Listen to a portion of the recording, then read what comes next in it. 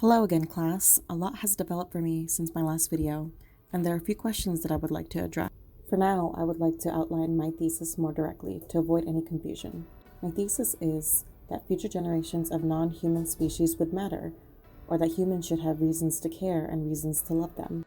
The principle regarding the claims about what humans would do, or would have reasons to do, stem from a version of William McCaskill's long-termism, but can be extended to future generations that may not be human.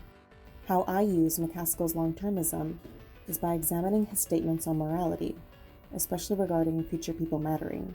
As McCaskill puts it, morality, in central part, is about putting ourselves in others' shoes and treating their interests as we would our own. If we do this for the full scale of humanity into the future, what is to say that we cannot for future generations of sentient life that is not specifically human?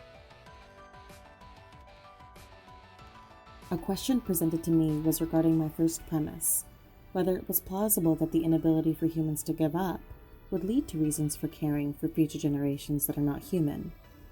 Initially, I stated that humans are unable to give up on their survivability, but in a case where there is no possible alternative but to give up on reproducing, such as Scheffler's thought experiment involving sudden and permanent human infertility, then I would support that this inability to give up would become transitive and move to the next available item as a means of preserving some form of humanity.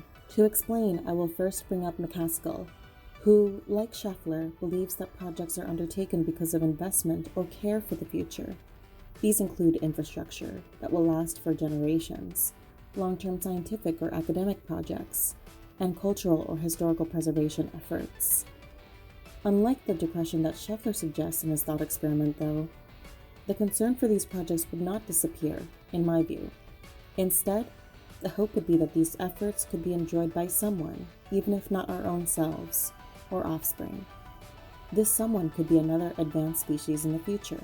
The second question of my case is regarding my account of empathy and our tendency to anthropomorphize. Does caring about future generations not our own necessarily entail viewing them as humans? It seems like caring about their futures can be separated from seeing them as human. It also can be arguable that even if we did anthropomorphize and empathize with another species, we wouldn't necessarily be invested in their futures, especially in Scheffler's case, where there is overwhelming despair that humanity as we know it is coming to an end. This objection is hefty, given that it utilizes points brought up by Scheffler that, given that my essay is not explicitly a critique, would take a while to address within my positive thesis. First, I should mention that my view defines empathy as a uniquely human trait. Part of humanity's anthropological bias includes a biased interpretation of other animals or creatures' experiences, meaning that we do not accurately convey their experiences. Empathy and anthropological bias are essential in my case,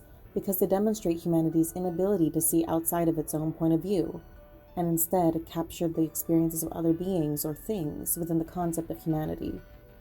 I create the term essentially human because of this phenomena. That way, we do not necessarily have to be invested in the specific futures of other species, insofar as we are invested primarily in the preservation and future of humanity through some method, but through caring about what may pick up after we no longer exist. If all animals were to die, and we would not be looking forward to leaving instructions for the next advanced animal species, but instead maybe one that is from the plant kingdom, or even computers or artificial intelligence, the ability to empathize and anthropomorphize would be maintained. Humans are odd in that way, and our empathy can extend a long way. Particularly in the case of computer emulations of humanity, this caring about their future may even be a stronger case if the emulations are modeled after existent people and are our way of continuing to survive. Then it would follow McMahon's psychological account of egoistic concern, given that he states one's concerns for one's replica would be like one's concern for someone closely related to oneself, rather than like concern for oneself. Although the replicas would not be identical to their human counterparts, we can empathize with their fates like we would our own, making them fall into my account of essentially human.